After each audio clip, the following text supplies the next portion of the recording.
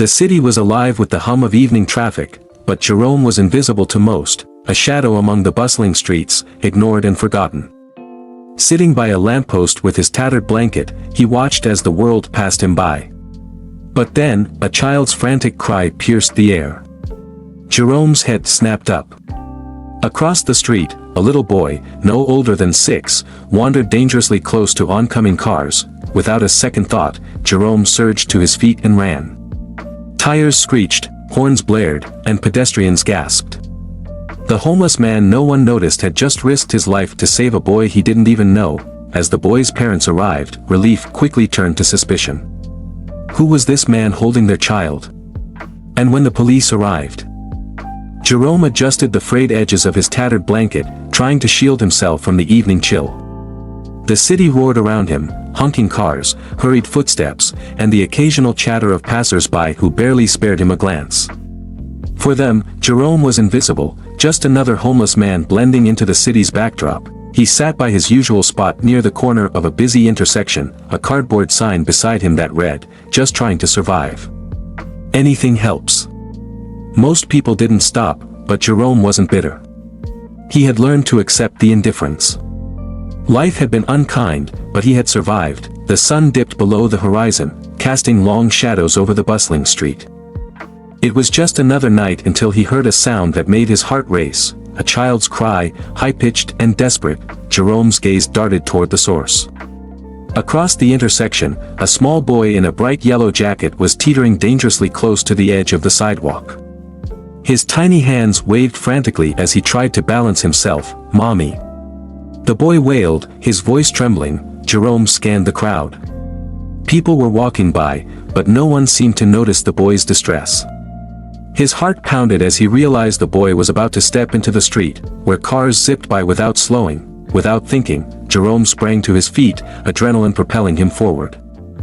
His blanket and cardboard sign tumbled to the ground as he sprinted across the intersection. "Hey! Stop!" Jerome yelled, waving his arms as he dashed toward the boy. The boy's foot slipped off the curb just as Jerome reached him. With a quick motion, Jerome grabbed the boy's arm and pulled him back to safety. Tires screeched as a car braked hard, missing them by mere inches. Horns blared, and startled gasps erupted from nearby pedestrians. Jerome didn't care. He crouched down to the boy's level, his hands trembling as he checked him over. "Are you okay, little man?" Jerome asked, his voice gentle. The boy's tear-streaked face looked up at him, his chest heaving. I can't find my mommy," he sobbed. Jerome scanned the crowd again, his protective instincts kicking in. "It's okay. I'll help you find her. You're safe now." Moments later, a frantic woman emerged from the crowd, her face pale with fear. "Tommy!" she screamed, rushing toward them. "Is this your mom?" Jerome asked the boy. The child nodded, tears still streaming down his cheeks.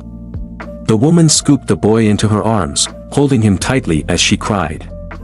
"Oh my God, Tommy, I thought I lost you." Jerome stepped back, giving them space, but the woman's eyes snapped toward him. Her grateful expression shifted as she took in Jerome's ragged clothes and unkempt appearance. She hesitated, her arms tightening protectively around her son. "What were you doing with my child?" she demanded, her voice sharp. Jerome raised his hands, palms outward. "I was helping him." He was about to step into traffic. Before she could respond, a man who appeared to be her husband pushed through the crowd, his face flushed with worry. "What's going on here?" "This man." She paused, glancing at Jerome. "He saved Tommy." The husband's eyes narrowed as he looked Jerome up and down. "You saved him?" His tone carried a mix of disbelief and suspicion. Jerome nodded. "Yes, sir. He was in danger. I just did what anyone would do." The tension thickened as the husband exchanged a glance with his wife. Around them, the gathered crowd whispered, their eyes darting between Jerome and the family. Before anyone could say more, the piercing wail of a police siren shattered the moment. A squad car pulled up to the curb, and 2 officers stepped out, their hands resting on their belts. "What's going on here?" one officer asked, scanning the scene. The husband pointed toward Jerome. He was with our son. Jerome stiffened. The officer's sharp gaze landed on him, and he could feel the judgment in their eyes. He raised his hands again, keeping his voice calm. I didn't do anything wrong. I just saved the boy from stepping into traffic. The officer's expression didn't soften. We'll need to ask you some questions. The boy's mother opened her mouth to speak. But her husband stopped her with a hand on her arm. The crowd parted as the officers moved closer to Jerome, who stood motionless, his heart pounding. As they began their questioning, Jerome couldn't help but feel the weight of the moment. He had acted out of instinct to save a life, but now he was under scrutiny. And in the back of his mind, he knew the truth about his past, a truth he had tried to bury, might soon come to light. Jerome stood still as the officers closed in, their presence commanding and authoritative. The crowd murmured in hushed tones, their gazes flickering between him and the family. Jerome could feel their judgment like a heavy weight pressing down on him. The taller officer, a middle-aged man with a stern expression, spoke first. Sir, we received a call about a potential situation involving a child. Care to explain what happened here? Jerome met his eyes, his voice steady but tinged with frustration. The boy was about to step into traffic. I ran to stop him before anything bad could happen. That's all. The officer glanced at the parents for confirmation. The father spoke up, his tone cautious. He did save our son. But we don't know him. He just appeared out of nowhere. Jerome sighed, his patience thinning. I was sitting right there, he said, gesturing toward the spot where his blanket and cardboard sign still lay abandoned. I heard the boy crying and saw him near the street. I couldn't just sit there and do nothing. The shorter officer, a younger woman with sharp eyes, stepped forward. Do you have any ID on you? She asked. Jerome hesitated. No, ma'am. I don't carry much with me. The taller officer's gaze hardened. What's your full name, sir? Jerome swallowed. He knew this was standard procedure, but the way they looked at him, the distrust in their eyes, stung more than he cared to admit.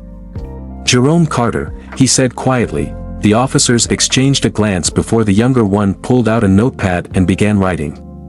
Mr. Carter, do you have a fixed address? Jerome's chest tightened. No. I don't. I've been between places. The father interjected, his tone skeptical. So, you're homeless? Jerome didn't respond immediately. He could feel the weight of the word in the air, the stigma it carried. Finally, he nodded. Yes. But that doesn't change what I did. I saved your son. The boy, still clutching his mother's hand, looked up at Jerome with wide eyes. Thank you, he whispered, his voice soft but sincere. Jerome offered a small smile. You're welcome, buddy. The moment was brief, as the officers pressed on. We'll need to run your name through our system, the taller officer said. Just a precaution. Jerome stiffened but nodded. Go ahead. I've got nothing to hide. The younger officer stepped away, speaking into her radio. Meanwhile, the parents shuffled nervously, the mother's grip on her son tightening. The father turned to the officers. Is this really necessary? He did help our boy. It's procedure, the taller officer replied curtly. As the minutes stretched on, Jerome's mind raced. He thought about the life he used to have, the good job, the warm home, the people who cared about him. All of it had crumbled years ago, leaving him with nothing but memories and regret. Mr. Carter, the younger officer called, returning with a guarded expression. We've run your name, and it seems there's no criminal record. You're clear. Jerome exhaled slowly. Relief washing over him, the taller officer's tone softened slightly. You understand, we had to check. Thank you for your cooperation. Jerome nodded, though the lingering tension in the air made it hard to feel grateful. The father stepped forward hesitantly. Look, I'd apologize if we came off as suspicious.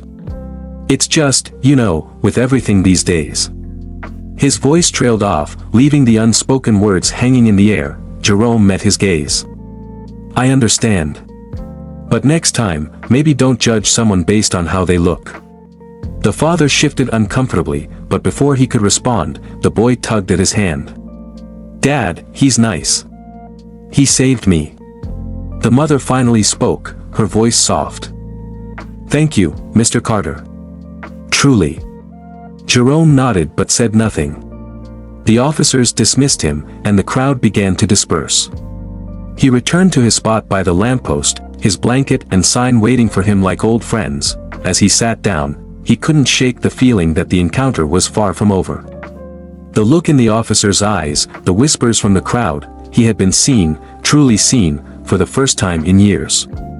And whether that was a good thing or a bad thing, he wasn't sure yet. For now, all Jerome could do was wait, and hope that this unexpected moment in the spotlight wouldn't come back to haunt him. As Jerome sat back down, the chatter of the crowd faded into the distance.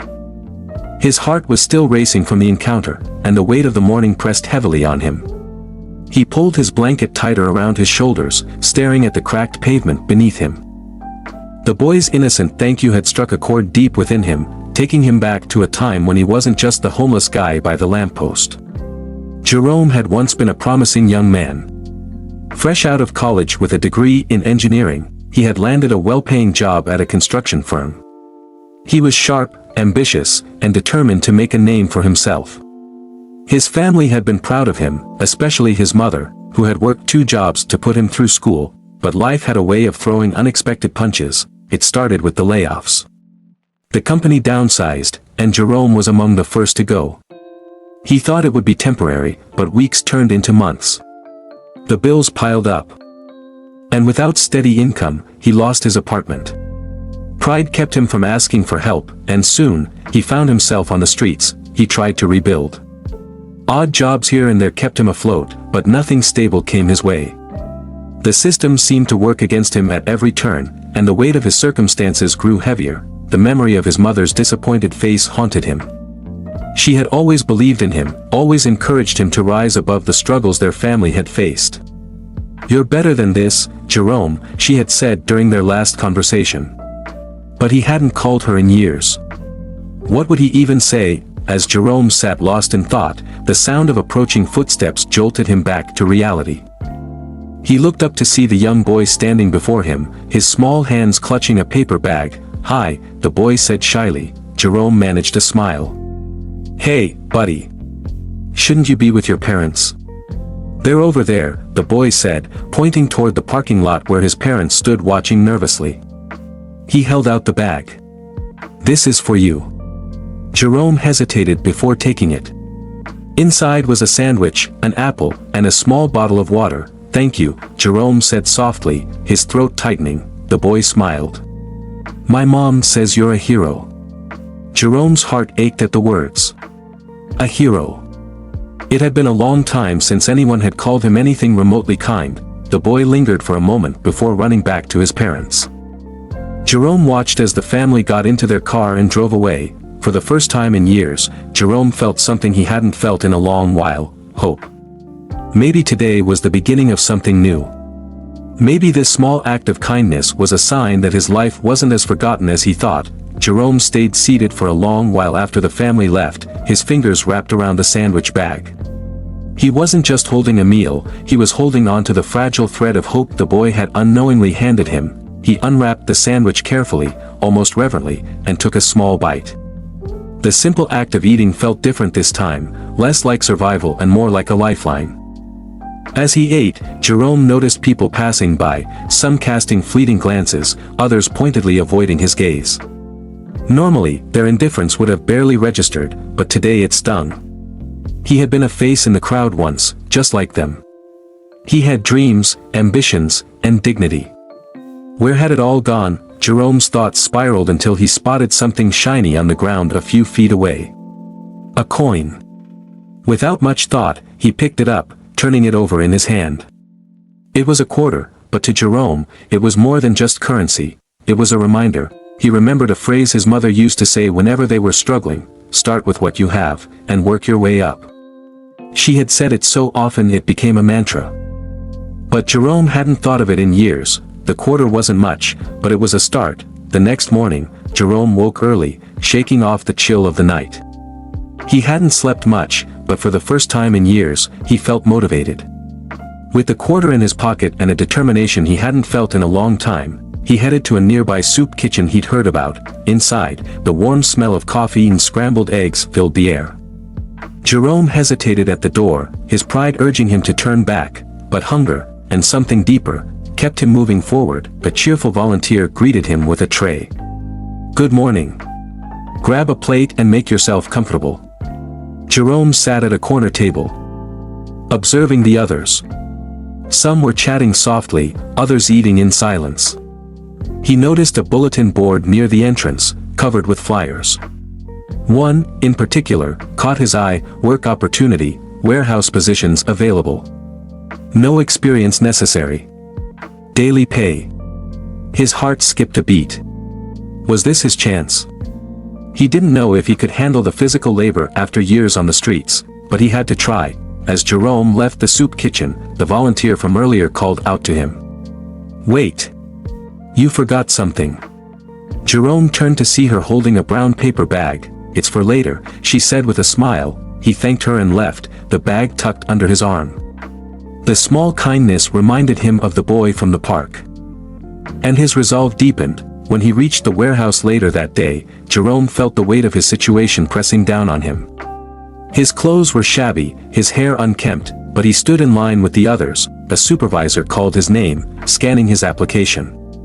"You'll start tomorrow. Be here at 6 a.m. sharp." Jerome could barely believe it.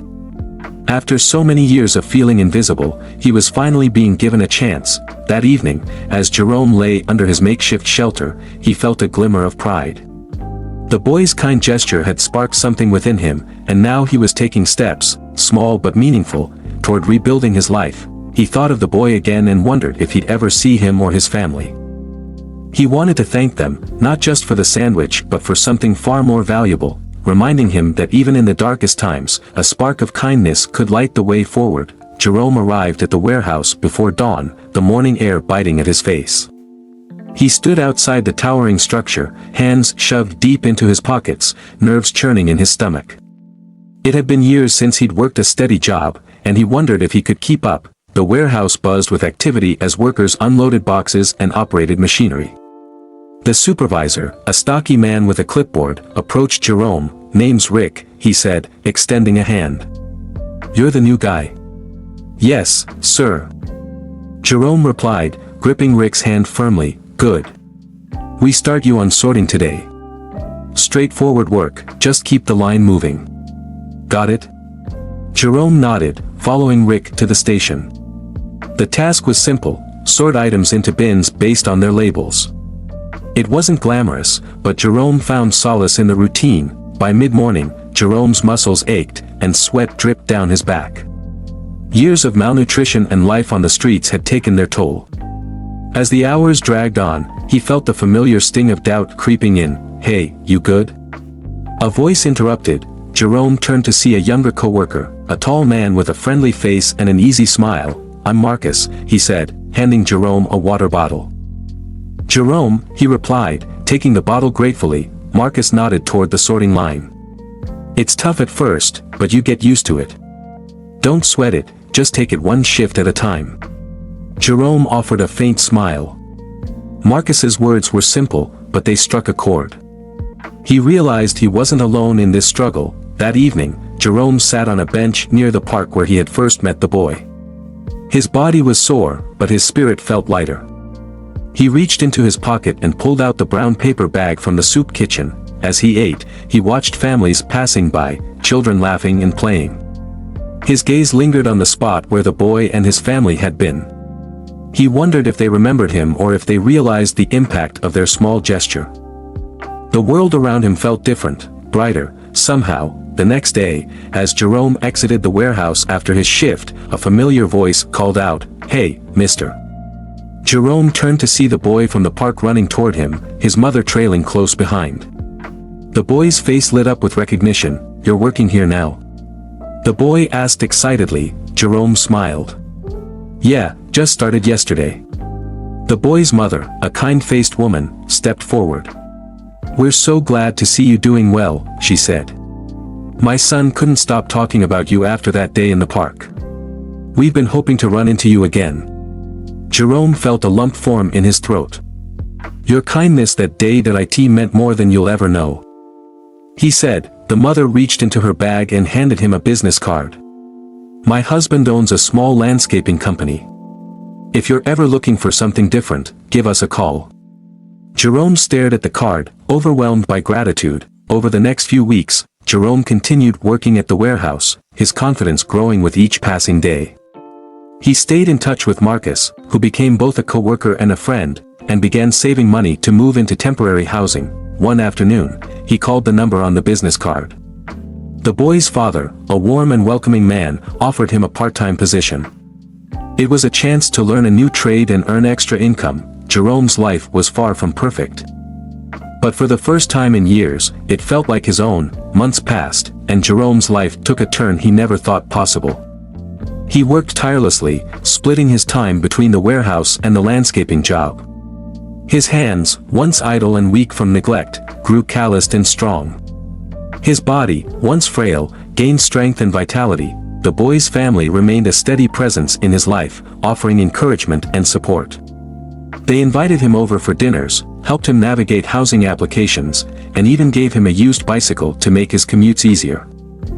One evening, as Jerome sat in his small but cozy apartment, he reflected on the journey that had brought him here. On the table before him sat a framed photo the boy's family had gifted him, a picture of the boy, his parents, and Jerome standing together in the park. He traced the edges of the frame with his fingers, a soft smile on his face. It was more than just a photograph, it was a reminder of the moment everything changed. One sunny afternoon, Jerome returned to the park, this time dressed in clean work clothes and carrying a bag of sandwiches. He sat on the same bench where he had once felt invisible, watching as children played and families laughed. Nearby, he noticed a man sitting alone. His clothes tattered, his shoulders slumped. Jerome recognized the look in the man's eyes. It was one he knew all too well. Without hesitation, Jerome approached him. "Hey," he said softly, extending a sandwich. "You hungry?" The man looked up, startled, then nodded slowly. Jerome sat beside him, offering a warm smile. "It gets better," he said. "I promise." Jerome's small gesture that day sparked something powerful. Over time, he began volunteering at shelters and food banks, sharing his story with anyone who would listen. His words inspired others, showing them that even the smallest acts of kindness could change a life.